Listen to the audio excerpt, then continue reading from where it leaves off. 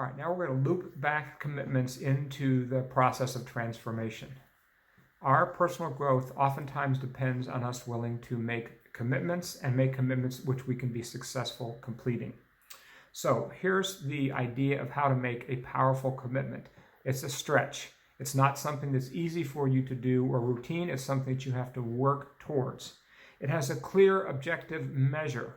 In other words, it's absolutely unequivocally clear at the end of your commitment phase whether or not you completed the commitment successfully or not.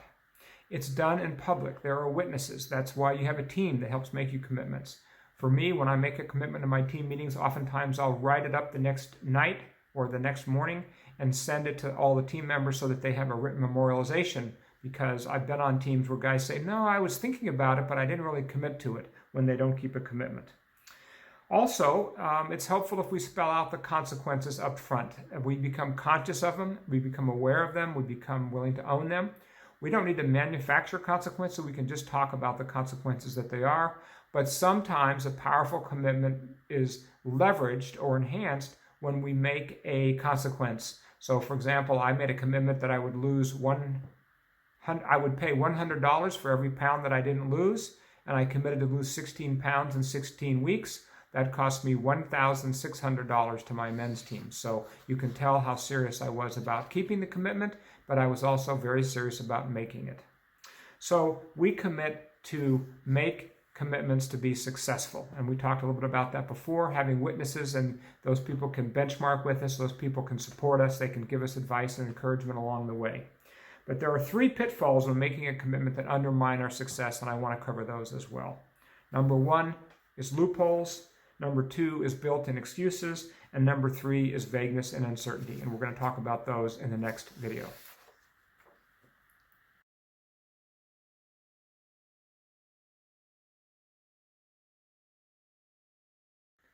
So we're talking about the success of our commitments and how to avoid pitfalls. The first pitfall that I'm going to talk about is loopholes. When we have been on the receiving end of a commitment that is not met, we're all pretty aware of the loophole that the other person skates through, but we don't often see it in ourselves. Again, one of the benefits of having a men's team is to vet your commitments. So here's an example of a commitment with a big loophole in it. See if you can spot it. I will quit smoking cigarettes. What is the loophole? I'm going to count to 2, and then I'm going to give you the answer. 1, 2. There's actually 2 loopholes. The first loophole is it doesn't say by when or when you're going to start. So I'll quit smoking cigarettes is a vague commitment because it doesn't have a start date. The second thing is it also basically has a loophole built into it, which is you could have a problem with nicotine. Smoking a pipe or smoking cigars is not the same as smoking cigarettes. So if your intention is to get off of nicotine, then it has a loophole. Do you see the difference between a clean commitment? I will quit smoking all nicotine today is a much more effective and powerful commitment, and you're much more likely to be successful. The next one is a built-in excuse, and I'm going to talk about that in just a second.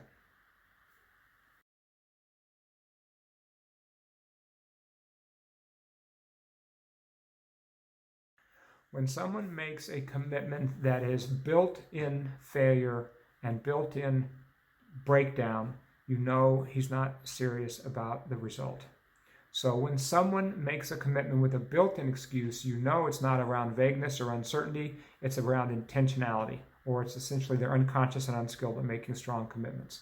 Here's how you make a successful commitment versus an unsuccessful commitment. I will look into the problem and get back to you with next steps. Has a built-in excuse. I'm going to pause 2 seconds and see if you can spot it. 1, 2. The excuse is there's no definite time investment. It could be that they're going to look at it with a casual glance. There's no definite time of when they're going to get back to you. And so the bottom line is that you can't rely on that person at all. You can't measure their investment. A stronger, more powerful, more successful commitment would be, I will work on this problem for 4 hours, and if I cannot solve it, I'll get back to you by the end of today so we can map out next steps together. That is someone who you immediately know that you can trust and you can rely on, and they're going to hold you accountable when you make lame commitments to them as well. The next thing we're going to talk about is vagueness and uncertainty.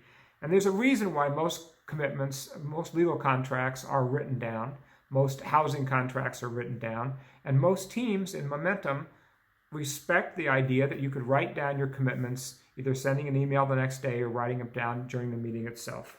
So when you make a strong commitment to be successful, you need to be clear, and oftentimes clarity requires a written commitment. I will pick up my room is a very vague commitment. It's uncertain on multiple levels, and so therefore it's almost non-enforceable. You, as a parent, probably have seen your kids oftentimes say they'll pick up their room, they pick up a couple things, and they think they're done where you expected them to clean the entire room. So a stronger, more successful commitment is, I will wash my clothes and put them away. Nothing to do with anything except washing your clothes and putting them away, but at least you're aware that this is what you've committed to, and the person that received the commitment can rely on you to actually complete it because you did wash your clothes or you didn't, you did put them away or you didn't. It's much more successful and strong rather than something like, I'll pick up my room. Thank you.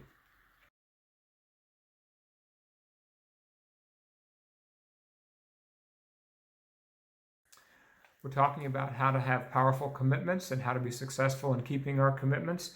And one way we do that is by owning the roadway for success. For example, if you say, I will call somebody by tomorrow, that is different than I will talk to somebody tomorrow. If you say, I'll talk to someone tomorrow, you may not be able to reach them. Maybe they went on vacation, maybe they're sick, maybe they're not answering their phone. You cannot control the outcome. However, you can say, I will call the person by 5 o'clock tonight, and if I don't reach them, I'll send you a text message. That is 100% within your wheelhouse, and you will know by 5 o'clock whether or not you've been successful. And it's very important for you to be successful in all of your commitments. Thank you.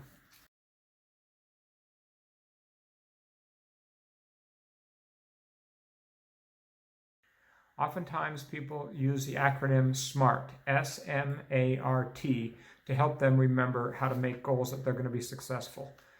S stands for straightforward and relatively simple goals. M stands for measurable, which means how much by when. Aligned means that they're aligned with the project that you're trying to be successful in completing, or they're aligned with your life purpose. For myself, I'm looking for authenticity there, but that's not the traditional understanding. Then realistic.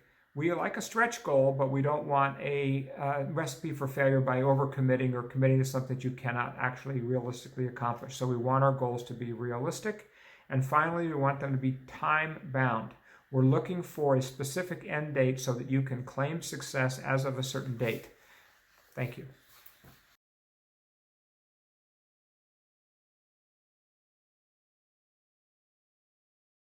The person who makes the commitment is the only one that can be responsible for keeping it. However, you can use your team to vet commitments ahead of time to help you. They can help you define the scope of the commitment. They can help you define whether it's aligned with your life purpose or the goals that they're trying to accomplish or achieve. They can help you execute the commitment by setting up benchmarking phone calls at each milestone or giving you some advice if you're having difficulty around a certain thing. So there's a whole lot of things that they can do to vet. They can look for loopholes, they can get out of excuses, they can get rid of vagueness, they can do all of those things. But in the end, you are 100% responsible for your commitments.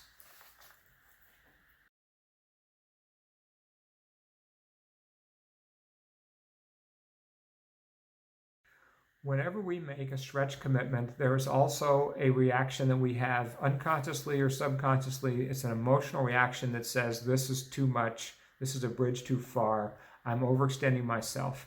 These are not excuses. These are examples of what we call second force, which is the resistance to our progress and growth. If we already had made the progress and growth that we want, then we wouldn't need to have a support team helping us. So when this resistance comes up, it's vital that we acknowledge it and acknowledge it to our teammates so that they can help us work it through. There are a number of ways we get stuck below the line. I know that's terminology we haven't defined yet, but basically it's when we have excuses, when we procrastinate, when we blame somebody else for our commitments not being kept, that means we're below the line. And we need help to get above the line where we take 100% responsibility for success. Even when we're above the line, there's certain times when we hit what we call upper limits, which are the unconscious beliefs that we have that hold us back from being excellent and outstanding and shining and being the man we want to be.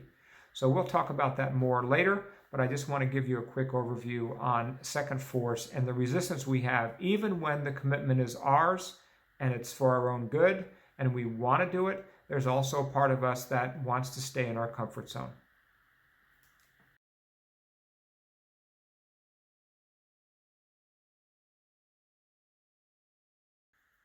So we encourage you to make what we call full body yes commitments.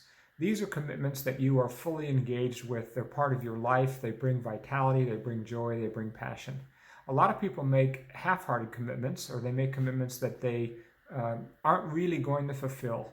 You want to know why so many men seem burned out at the end of the day or the end of the week? It's because they're doing things all day long or all week long that they don't really feel committed to. They're doing it because they quote unquote have to. That puts them in a victim stance, which bleeds power and bleeds autonomy. And so what we're going to talk about now is really authentic commitments, but we call it either pseudo-commitment or authentic commitment, above-the-line commitments or below-the-line commitments. There's a lot of terminology here that I'm trying to avoid. The bottom line, or the real truth of it, is that you need to recognize the difference between a full-body yes and a yes that is made for the following reasons. Sometimes we make a commitment because we don't want to look weak, or we don't want to disappoint somebody, we don't want to look bad. We agree to something in order to take the heat off of us. We don't want conflict. We want to please some other person. We're trying to impress some other person. We don't want to disappoint somebody, so we agree to it, and then we find out that we're not really going to fulfill the commitment anyway, and so we disappoint them no matter what. When we want to avoid conflict in the moment by committing to something that we don't really agree with, we're selling ourselves out. We're selling our soul. We're selling the possibility of us becoming the man that we truly want to be. So when we have a belief about ourselves that we're not good enough and we're not worthy and we don't have the right to autonomy, then we end up with a victim stance, which means we don't get to be the author of our lives. Somebody else dictates how we live our life. And that is the purpose of being on a men's team, is to help us find our own voice and our own choice and our own trajectory and our own life, because we want to be the man that we want to be. Thank you.